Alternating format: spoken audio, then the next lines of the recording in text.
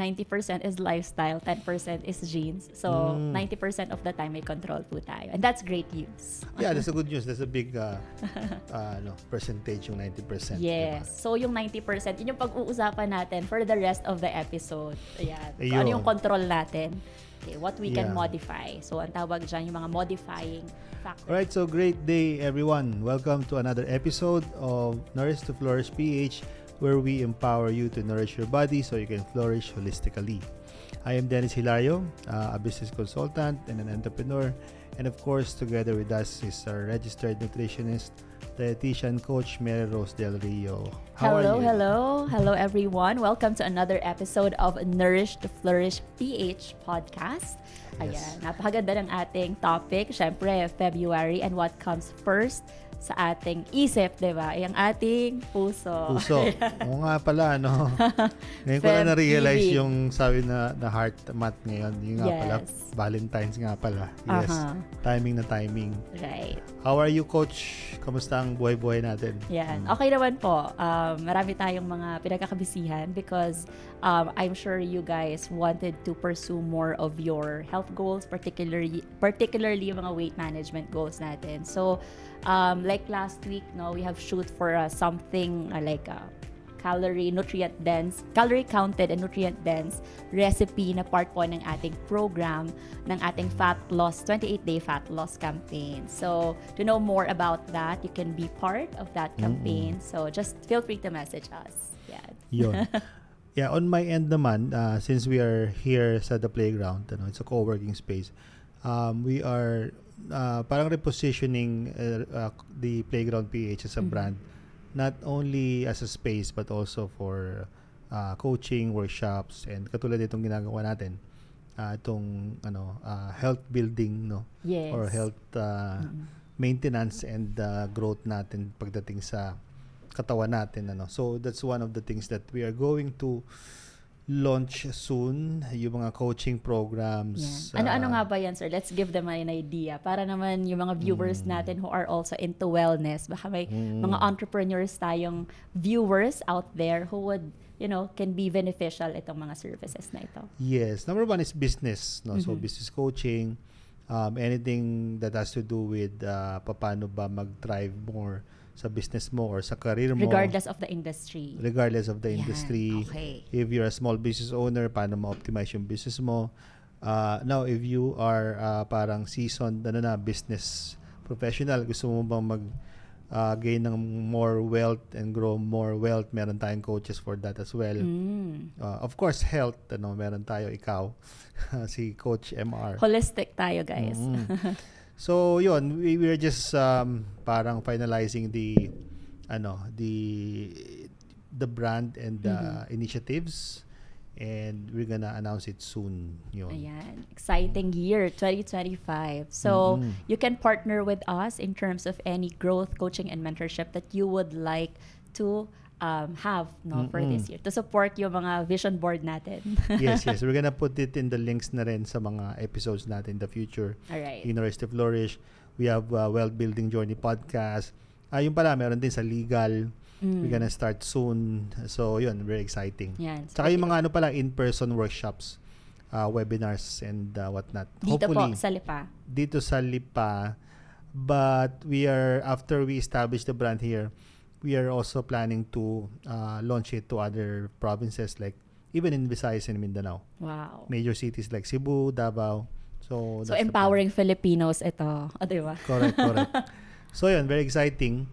Yun, marami pa akong gusto ikwento pero limited lang yung oras natin. Yes, kaya tune in kayo. Alright. So yun, Coach, ano bang natin? Ano ba yung mga gusto natin na ma-discuss pagdating sa issues or concerns about the heart health. So, actually very alarming, no? It has been like more than a decade. If you're gonna search it, ano yung top causes of mortality dito sa Philippines, number 1 would always be ischemic heart disease.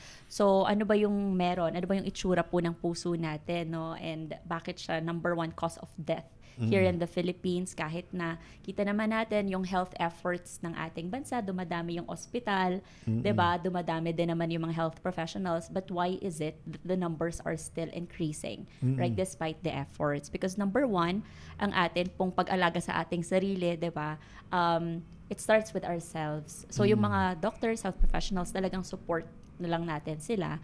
And usually what happens kasi sa isang sakit nun, like ischemic heart disease, talagang nagka-clog or nagkakaroon ng bara sa mga ugat. So, syempre, pag hindi na po nakakadalo yung oxygen, yung blood, there's no way for the, nutrients and all the oxygen na mapunta sa iba't ibang parte ng katawan natin. So, that's the time that death happens. So, yun po yung gusto nating maiwasan. That's why we are here, right? And we have to be reminded also, ano ba yung mga pwedeng heart health diseases na pwede nating makuha apart from yung ating mga nasa nasa genes natin. On our case, meron po kaming mga kamag-anakan na may mga hypertension, na mga inatake sa puso. I had a first cousin, actually, one of the reasons why I really would like to learn about nutrition. I had a cousin, 20 years old, nagbibilyar lang siya, and then bigla na lang inatake, and dead on arrival, hindi na nakaabot sa ospital. So I don't want na yung mga ganong scenario talaga maulit sa family namin, especially sa immediate family. That's why. And also, I have an eldest brother na was diagnosed with mitral valve prolapse at early 20s pa lang. So, syempre, bata pa ako noon nung narinig ko na may ganun siyang health condition, and I don't want to have the same, and even sa other kong siblings na wala pa nung ganong sakit. So, the question is how, right? How can we prevent, or kung meron ka ng ganong existing, any heart health problems, how can you manage to eventually mawala yon? How about on your case, sir? Ano yung mga usually na sa mga mag-anak? May kwento ko dyan. Ako, kwento ko actually, my father. Kasi he was forced na mag-retire because of his condition sa heart. So, ang nangyari naman sa kanya nung nag-retire siya, so inalagaan na niya yung heart niya, tapos meron na siyang maintenance, etc. Inabutan ng pandemic ng COVID. Tapos actually hindi siya na-confirm, pero nagkaroon siya ng parang fever. Tapos sabi na cardiac arrest. So he passed away noong 2020. Unfortunately, because of the cardiac arrest. So I don't know if it's COVID. We don't know kasi hindi na namin pinatest after, diretso na siya sa So that's my sorry, pero yung dad niya meron ding heart condition eh. So probably it's also somewhat contributory or hereditary na nakuha niya sa So most likely baka kami wag naman sana meron ding condition. But again, 90% is lifestyle, 10% is genes. So 90% of the time may control po tayo. And that's great news. Yeah, that's a good news. That's a big percentage, yung 90%. Yes. Diba? So yung 90%, yun yung pag-uusapan natin for the rest of the episode. Ayan. Kung ano yung control natin. Okay, what we can modify. So ang tawag dyan, yung mga modifying factors natin. Kasi may modifiable, may non-modifiable, which is the genes. Right. Right. So that leads to the question na yung sodium. Yes. Nako. So, to eh. Sinong mahilig sa mga alat dyan? Kahapon bumili ako ng peanuts na napakadaming asin. So sabi kong alat nito. So, kasi yung sodium, yun ang lagi nalilink sa high blood pressure. Yes, diba? Hypertension, high blood pressure. So ano ba talaga yung too much of sodium? And what are the practical ways to reduce yung salt intake without sacrificing yung, kasi malasa kasi pag may asin eh. Diba? Yes, alright. So, ang nangyayari kasi dyan is that the sodium tends to attract more water sa ating, yun yung kanyang parang characteristic, right? So, a tendency, the blood volume may increase, and thereby the pressure as well. So, ano yung ibig sabihin ng too much? Kapag hypertensive ka na, ang limit lang po natin is maximum of 1,500 milligram of sodium per day. So, saan po natin madaling makukuha yon, or most common? Number one, sa mga regular po nating soy sauce or toyo, diba? Kung mahilig ka mag-siomai, syempre, tak-tak tayo dyan ng toyo, kalamansi. Madali ang 1 tablespoon sa sausawan, diba, sir? Ang 1 tablespoon is roughly around, it depends on the brand, but it's roughly 900 to 1,100 milligram of soy sauce, diba? Malapit ka na sa quota mo, which is 1.5. So let's say pag nagmerienda ka ng siomai, no, with toyo na, 'di ba? Feasible naman sir yung 1 tablespoon na ubos, right? Yes, Kalamansi. most likely. Most likely, right? Tapos let's say pagdating ng hapunan, naghapunan ka, let's say, ng sardinas. And again, it depends on the brand, but you can check the number of servings. Usually, 1 serving is around 300 to 400. And usually, 1 can is 2 to 3 servings. Depende sa laki ng delata na bibilhin ninyo.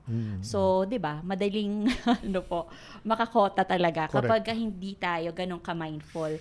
So, ano ba yung mga common sodium sources natin? But usually, madali lang naman din po siyang malaman. Again, your condiments, your instant noodles, that's number 1 na madaling makakota din. Kasi may mga instant noodles, usually yung mga from Korean versions. Ito yung may mga sabaw or regardless? May sabaw din. Okay. Opo, yung mga dry, mataas din yun, syempre. Malamang. Mas mataas po usually yung may mga sabaw. Pero yes, may mga versions na rin po na dry. Depende rin sa flavoring nila. Opo. So, meron ako nakikita na 1.6, 1.7, isang pack pa lang yon. So, di ba, what if i-lunch mo yon siya? And you're not mindful na you're hypertensive or malapit ka na palang, hindi na pala ganun ka-stable yung blood pressure mo. It can complicate things out. That's why usually, pag may hypertension tayo, it can lead to further complications such as, yun nga, other heart diseases plus at the same time diabetes. So, going back, again, condiments, instant noodles, delata, and processed food. So, usually, syempre sa processed foods, yan ang medyo challenging i-measure. Depende na lang kung, di ba, usually, mga ano kasi yan, mga hotdog, tocino, tapa, kung naka-indicate, kasi minsan may mabibili ka, walang nutrition facts na nakalagay, lalo na sa mga tocino, tapa, because you just bought it, let's say, from a local store or something. O, yan, ganyan. Sorry, so, pa naman ang masasarap eh. So, ang tanong, di ba, paano po madaling, or pwede pa rin na masarap yung mga pagkain. So, let's maximize po yung ating mga herbs and spices. Yan. So, let's say, mag-roast ka ng chicken or ng fish. Right? You don't need na to put yung mga, hanggat maaari wag na tayo mag-aasin. Kasi nga, pwede mo yung makuha sa ibang kakainin mo in other parts of the day. So, pwede tayong gumamit, di ba, ng mga lemon juice, plus yung mga, maraming herbs and spices, yung mga rosemary, or mga oregano, etc. Turmeric, marami talaga, maraming masasarap na pagkain. So, sorry, ang isang kutsara ng asin. Or iodized salt, roughly nasa 1,500. Ano po yan? Kasi di ba, maganda yung tanong sa, again, ang usapan po natin asin, that's NaCl, sodium chloride. So for every 1 gram of NaCl is 400 milligram na sodium. So ang isang kutsarita po, 1 teaspoon is 5 grams. So 400 milligram times 5 is 2,000. So sa isang tao na wala ka pang hypertension, yun po yung kota natin, 2,000. So it means, pag magsawsawan po tayo ng asin, diba? Saka, let's say, mangga. Nako, tig-mangga na ngayon. Sino mahihilig dyan sa mangga? Hilig ko yan.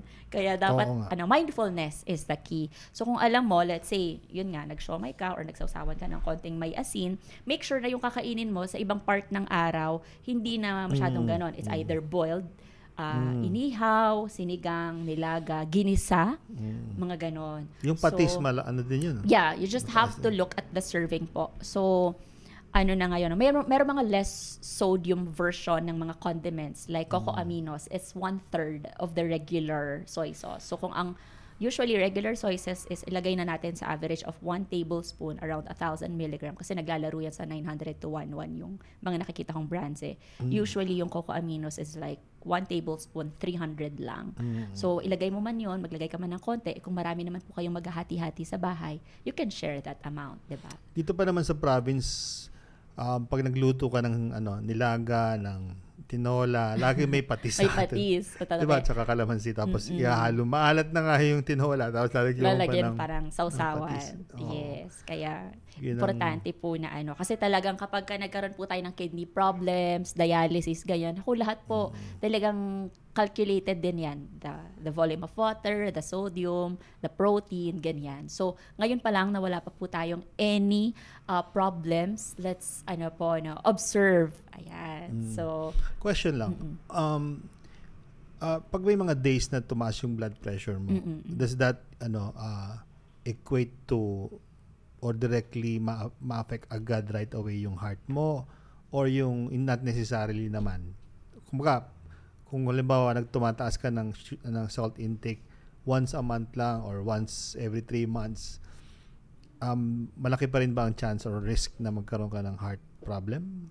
Kaya maganda po, tayo ay nag-check din kahit from time to time ng blood pressure. Okay. Yes, vital signs is po yan sa mga, kasi that's the objective way of knowing how's our numbers so far. So yung blood pressure is the main indicator of a heart Yes. issue or heart problem. Opo. Isa sa mga indicator because marami po tayo sa laboratory, right? So nagpapaano tayo mga ECG, to the echo, ganyan. So mga confirmatory yun. But basically just to, yung basic natin na pwede gawin every day.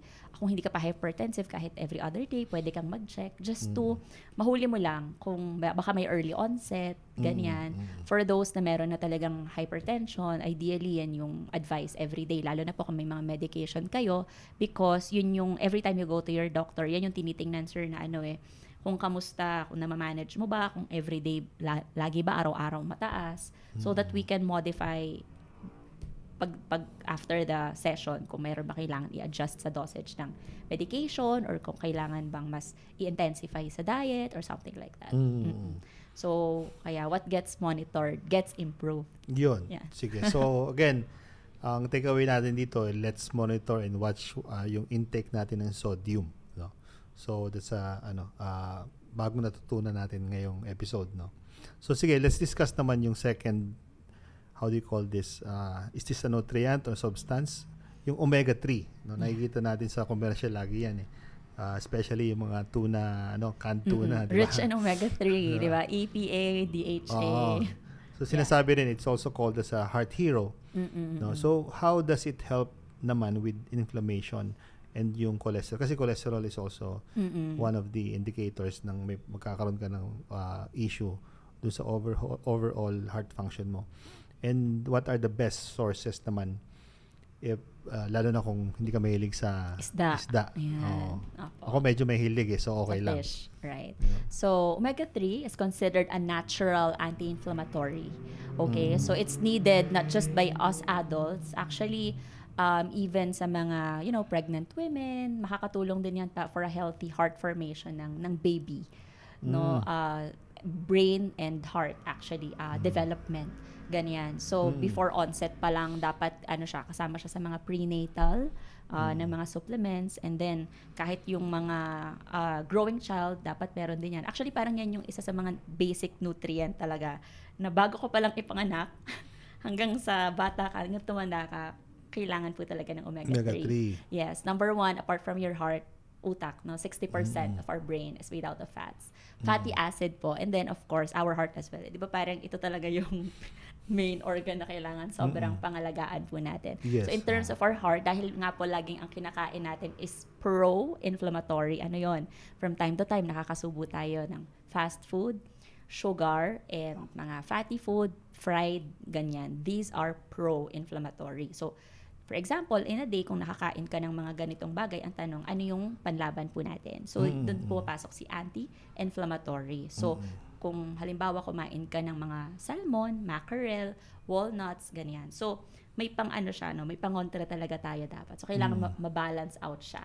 So that hindi mangibabaw yung pro-inflammation. So, again, pagka masyado pong nag-dominate si pro-inflammatory, namamaga yung nangangapal, yung gilid ng mga blood vessels natin. So, the blood flow or the circulation wouldn't be as smooth, parang ganyan. Hindi ganun kaswabe yung daloy ng dugo sa buong katawan. So, that's why we need omega-3. Tapos, sa may mga high cholesterol, makakatulong din po siya para kasi somehow nagtutunaw yan So, we even have conducted a styro test kasi yung po natin, yung styrofoam, parang waxy texture yan, sir. It's like, parang may resemblance yan sa cholesterol. So, we even made yung Biomega, the fish oil supplement that we have, pinuncture namin. Tapos, in less than 10 minutes, natunaw yung yung styro. So, that can happen in your cholesterol as well once you continuously take omega-3 from food and supplement sources. Because, baka timba-timbang isda rin, so yung kailangan natin kainin para kasi ang kailangan natin is around 1,000 milligram of above actually of omega-3, max na 3 to 4 yun per 3 day. to 4,000 Opo, milligram per day. Yeah, EPA, DHA yan. Kaya yung mga Japan, no, sa Japan ang lakas nila mag-salmon and all, and yet ang ganda ng lifestyle nila. So one of the I think people who has really long life, ang mga Japanese. So isa yon because of the lifestyle, the culture. Meron din kasing notion na if you eat naman so much fish, the mercury naman ang contamination. That's why okay na po ang 2 to 3 servings in a week.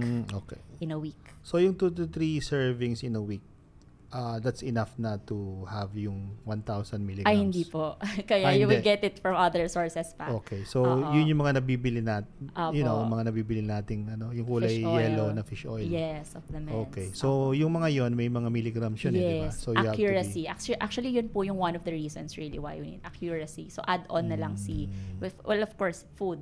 Basic yan. Tapos, for you to make sure na you're getting what you need. Ano naman effect pa na masobrang ka? Nagte 10,000 a day ka? Ano naman po yun? Meron din tayong tinatawag na tolerable upper level. Okay. So, hindi maganda. Hindi rin. Lahat ng sobra. Even a vitamin C, no? Meron ding sobra-sobra niyan. So, anything that's not, that's too much is not okay. Oo nga. Correct. So, yun. Natutunan natin na omega-3. So, doon naman tayo sa another,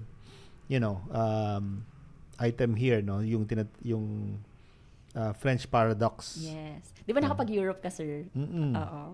So Napansin mo ba yung mga doon, mga malakarne sila, hindi siya masyadong... Karne, tsaka yung red wine. Yeah, mahilig sila sa ganyan. Sa UK naman, mahilig sila sa mga beer, craft beer. Sa France, mga red wine yan. Oo. But, people, yung nabanggit ko nga, in France, consume a lot of red wine, di ba? But seem to have lower rates of heart disease. Ano ba siya? Yung parang, meron ba siyang, does it play a role in heart health? Yeah. So, mapansin natin na mahilig sila sa steak. Tapos, partner with red wine.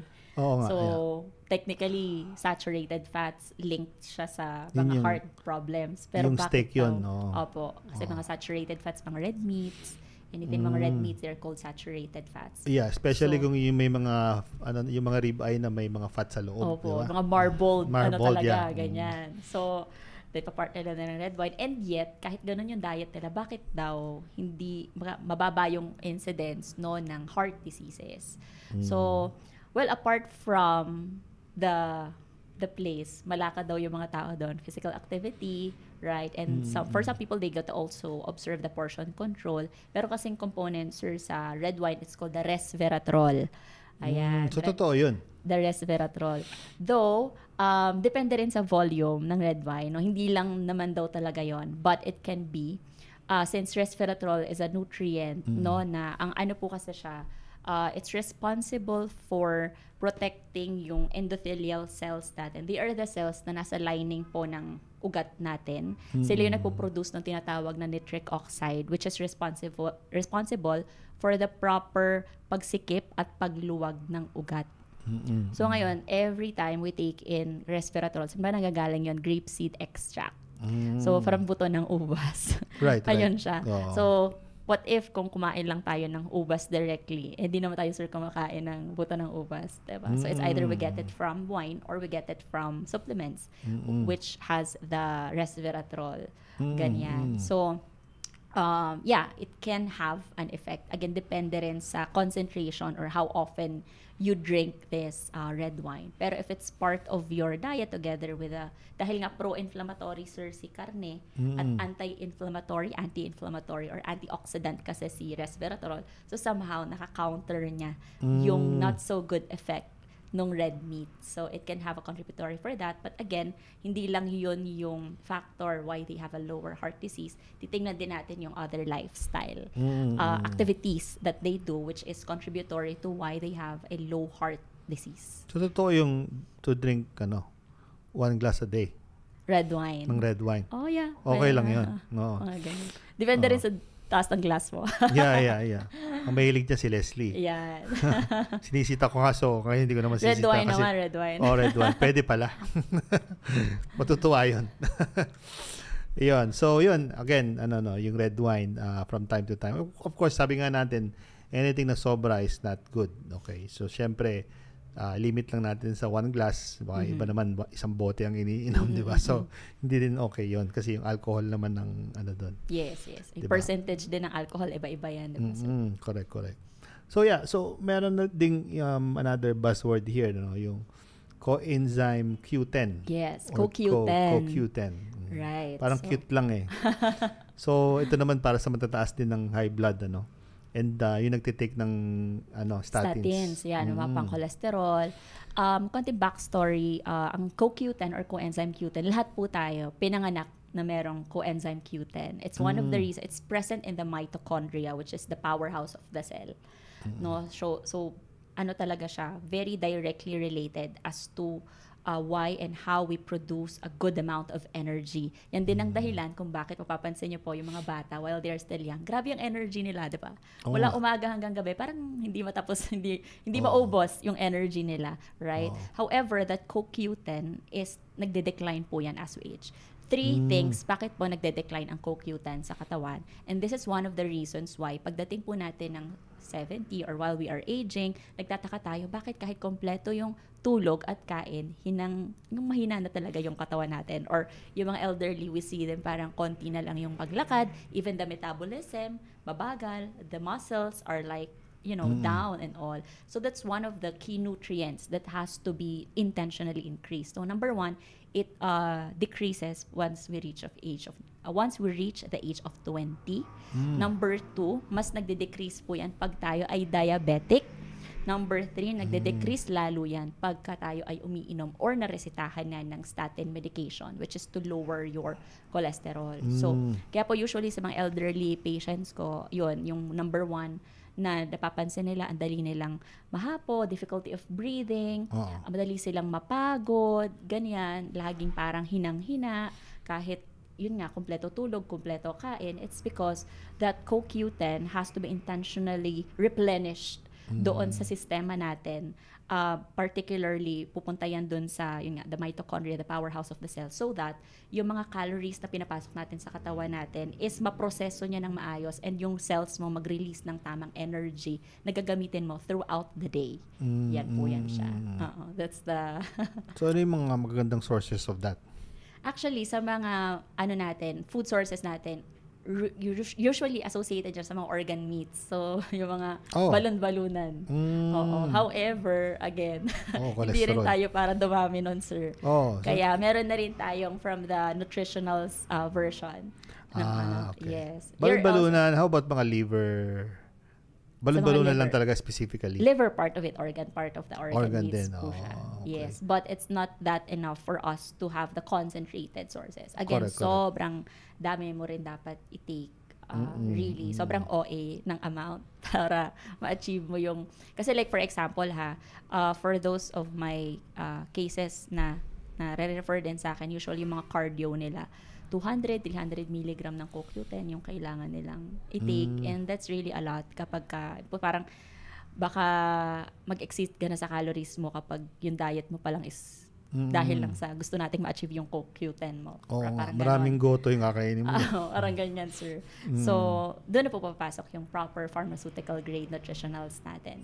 Okay. Meron ba ako niyan? Meron po certain amounts sa Cell Essentials na CoQ10. Okay. Athletes take that also. Si Nico Welga, sabi nga niya, tanda ko yung sinabi niya, the difference between yung champion and first place is millisecond. Kaya yan, tinitake niya yan ng bonggang-bongga para daw maging si The Flash. Kasi triathlete kasi yan, sir. Yan, si Nico Welga's favorite niya yan, coenzyme Q10. Okay, Apo. sige. Natutunan kong bago yan energy, kasi energy booster. Right, kasi to be honest, din ako dyan na parang I'm being observant din sa sarili ko na pagdating ng mga mid-afternoon parang medyo naubos na yung energy mo, etc. Kailangan ko na mag-quick nap para lang ma-rejuvenate ng konti, something like that. So, that's one thing na may nabibili ba na parang major percentage of that supplement is, or if not, talagang pure CoQ10 lang? Yes, meron din pang pure CoQ10 lang. In our case, we call it the Coquinone 30. So, 30 milligrams of coenzyme Q10. with alpha lipoic acid. So 30 milligrams per day is 2 times is okay kapag ka just to maintain your heart health, ganyan. Pero kapag ka, yun, again, may mga cases tayo na medyo may mga heart diseases na, it can go up to 200 to 300. Yes. 200 to 300. I see. Meron din cases tayo for fertility that's also very effective. Anything actually kapag ka may mga organ damage din. That powers up dahil nga po main component siya for energy production since any repair or kailangan gawin ng katawan natin, it entails energy. Parang kasi siya sir raw mat ng energy production. So yun. So again, if you guys are interested, feel free to reach out to us. Comment lang kayo. Because proper dosaging talaga matters for CoQ10. Para ma-assess kayo ni Coach MR. Yun. Very good. Again, dami natin natututunan. So, let's talk about another thing. Ito yung favorite. Actually, naging favorite ko talaga simula nung nag-ano tayo ng meal plan. Naging favorite. Lagi ako naghahanap ng fiber. Yes. Yeah. That's a very important na yun po yung napunta sir sa consciousness ninyo. Because that's really one of the most neglected nutrient. So, ngayon, unfortunately. How are you able to appreciate it, sir?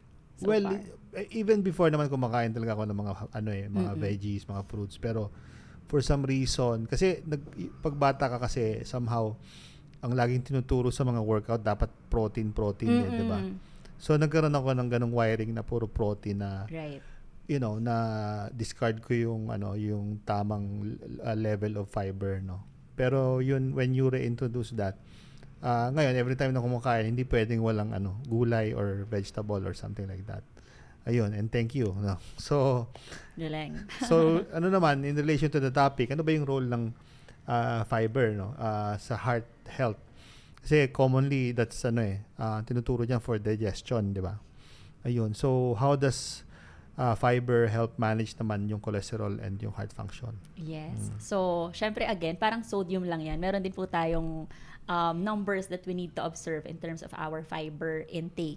Okay? So, for adults less than 15, for women, 25 grams. For men, medyo mas mataas po, around 38 grams. And then, pag after 50, it can lower down a little bit. So, yun po. Ano yung mga benefits ng ating fiber? Number 1, it's a roughage. Parang dumadaan lang po talaga yan sa katawan natin. Hindi siya na-absorb tulad ng other nutrient. That's why it's not a macro nor a micronutrient. Iba po yung category ni fiber, right? Because it doesn't contain then, as much calories and all that. Para siyang janitor. Dadaan lang talaga siya sa yung tagapaglinis. Para walis lang, magwawalis lang siya. So, yun. Kapag since roughage siya, lalo na kapag may mga bara-bara tayo dyan sa ugat natin, so you can expect na yung mga cholesterol, plaque build-up, napakain tayo dyan ng mga fatty foods ng mga nakaraang taon, etc. Malinis niya sa mga ugat-ugat natin kasi nga ayaw natin ng may bara sa ugat natin so that the blood flow can maganda yung circulation natin. Right? So that's number 1 in terms of cholesterol. And also, second po is yung sa digestion natin for regular bowel movement. So, sources ng fiber, again, yung nabanggit niya, sir, fruits, vegetables, common yan. But apart from that, oats is also quinoa, which is right now, minimix din namin ngayon pag nagsasaing kami. Quinoa, favorite na rin namin ngayon yan. Yes, quinoa, diba? Madali tayo makakakota ng fiber natin from mga ganyan. Quinoa, at the same time, sa mga oats, check nyo lang yung nutrition facts per serving kung nakakailan. So, somehow, yun yung isa sa mga for the fiber, yun talaga, sa cholesterol. Opo. Yun, so kumain tayo ng maraming gulay, tsaka fruits, tsaka quinoa. Alright, so yung I think this is our last nutrient that we will discuss yung naman magnesium and potassium. Ang knowledge ko diyan, potassium, pag sinabing potassium laging saging. Oo, saging. Ang magnesium naman nakukuha mo rin yan sa mga supplements, But ano bang role nito sa blood pressure, And ano yung mga best food sources for these minerals or nutrients? Yan. So, magnesium, potassium, parang magkabarkada, magkapatid, together. Okay? So, it has something to do with regulation of the heartbeat, relaxation ng mga blood vessels natin, ganyan. The magnesium, pareho? Pareho. Pareho, Apo. okay. So, it goes hand in hand, parang ganyan. Okay, so, merong research recently, no, last 2024 lang, na when you take magnesium more than 400 milligram, apart from food, is supplements, for more than 12 weeks, it can improve your blood pressure management. Oo. So, ano yung mga sources natin? Bukod sa sinabi ni Sir na potassium na banana, ayan, matutuwa yung mga ano natin dyan kasi syempre potatoes, which usually common ano na rin naman yan, ingredient, di ba? Pag nag-adobo ka, pag nagkaldereta ka. Oh yeah, diba? Potato. Wag lang french fries. French fries. Kasi medyo processed po yung iba dyan, right? And marami naman tayo mga beans, magbulang lang ka lang, o di ba, may good source of potassium ka na. Kamote. Right? Kamote, not so much. Not so much. Pero mas heavily itong, sir, yung dito, parang top 3 significant sources of, potassium. So, magnesium naman, pumpkin seeds, though hindi masyado yung, merong ilang stores, di ba, may pumpkin seeds, as nilalagay nila sa flavored yogurts nila, or pwede mong ilagay yan sa mga cereals mo, pag nag-granola ka, ganyan. Dark chocolate, well, depende sa manufacturer, kung walang masyadong pinroseso din yan. But, right. Yeah. And of course, almonds, isa yan, magnesium, good amount of almonds natin. So, sino yung mahilig sa mga almonds dyan? Kasama yun sa natin, meal plan mo sa akin. Yes. So readily available naman po, diba? Meron tayo mga almond slices that you can just munch in, or again, put sa mga, granola. Ako, I really love that, putting talaga granola, tapos may gatas, tapos sarap nga yun. Kung ano-anong, just for the texture. Okay. Even sa smoothies, pwede nyong ilagay yan. Para lang, di ba? Parang may ginuya kayo, something like that. Baka naman sabihin nila, yung mga ice cream, marami mga almond ice cream, yung mga yung mga Magnum, ha? Baka naman yun ang kainin nyo. Parang flavoring, gano'n. Sabi ni Coach MR, okay daw yung almond, kaya kinakain ko itong Magnum. Yung almond ice cream. Ayan, so watch out. Ayun, so yun, I think aside from food sources, marami rin mga supplements, no? Na yung potassium. It's part of our multivitamins sa essentials. Meron a good amount of magnesium, potassium naman. So yun, napag-usapan natin yung mga yan, ano naman yung parang, ano ba yung biggest heart health myth na gusto mong sabihin ngayon sa audience natin? Ayan. So, one of the misconception, or maling paniniwala in terms of, relation ng pagkain to in terms of our heart is tipong nakakataas daw ng cholesterol si eggs. I think roughly we mentioned that the previous podcast. But ang eggs po has a very nutrient dense. In fact, it is considered as a complete and most affordable source of protein and has healthy fats also. So 1 egg a day, 1 to 2 eggs a day is okay. Kaya siya usually na-associate sa nagkakaroon ng sa heart. Problema sa puso is yung nagiging kasama ng itlog. So for example, sir, di ba pancake, tapos may bacon, tapos may butter, yung mga kasama po ng itlog. Yung combination niya, yun yung, actually yung bacon, no? We have this, parang one of our Bible kasi, sir, in our nutrition na reference kapag nagbi-meal plan kami. It's called Food Exchange List. Yung bacon, ang count niyan per gram is times 9. Siya lang yung parang nakahiwalay na nasa fat category. Yung ibang meat, meron siyang particular computation, ganyan. Yung bacon lang talagang times 9 calories per gram. Kaya, yon, maraming karne dumadaan sa bahay namin, maliban ng bacon. Pwede siguro pa kurot-kurot lang. Or let's say, yung nagtadtad kayo, hinalo niya ng konti sa carbonara. Okay. So, pwede ng, si sister, minsan nagka-carbonara siya. Pwede may konting ganon. Pero hanggat maaari talaga, if you're really intentional on your fat loss or weight loss right now, yun ang isa sa number 1 yung dapat eliminate. Marami naman pong karne, no, na pwedeng... Ang naging issue rin kasi before sa egg is that nagkaroon kasi ng mga studies mga 2 decades ago na masama daw yung egg, di ba? Tapos bigla nagkaroon na naman ng another study na okay doon pala except for the egg yolk. Tapos another study na naman na okay na rin pala yung egg yolk. So medyo na-confuse din ang mga tao. Confuse ang mga tao ano ba talaga? Study na yan. Yeah. So even the Department of Health is confirming that 1 egg a day is okay. Yes. Before nung nagta-triathlon din ako, I used to eat 6 boiled eggs a day. Is that okay or sobra naman yung 6? May nakikita rin ako, depende sa protein, ano mo sir, requirement. Kung pasok naman siya sa protein requirement mo, then well and good. Tapos, check mo rin yung other meat consumption mo for the other time of the day, then it's okay. So again, as long as we are within our numbers, kasi ang protein content ng isang egg, usually nasa 7 grams. Approximately, so kung naka-anim ka, so roughly, 42. Mga ganyan. Kalimutan ko yung let's math say ko kung breakfast lang yon, diba? Tapos may lunch ka pa, may dinner. Ang isang, portion ng pork or chicken, averaging yan, depende sa size, 15 to 20. So, yeah, that's also what you have to consider. Tapos ang recommended na average daily protein is based on your weight. Ideal weight. So, kung ano po yung kilos po ninyo, multiply nyo, may range po tayo dyan, it's between 1.2 to 1.5 gram per kilogram body weight. So, for example po, kung kayo ay 50 kilos, no, that's your ideal body weight, 50, tapos ano lang kayo, maintain, ganyan, times 1.2, so mga 60 grams. So kung gusto nyo mag-gain, bulking, ganyan, it can go up to 1.5, of the times mo sa 2, ganyan. Pero kapag may mga kidney problems po tayo, it can go down to 0.8.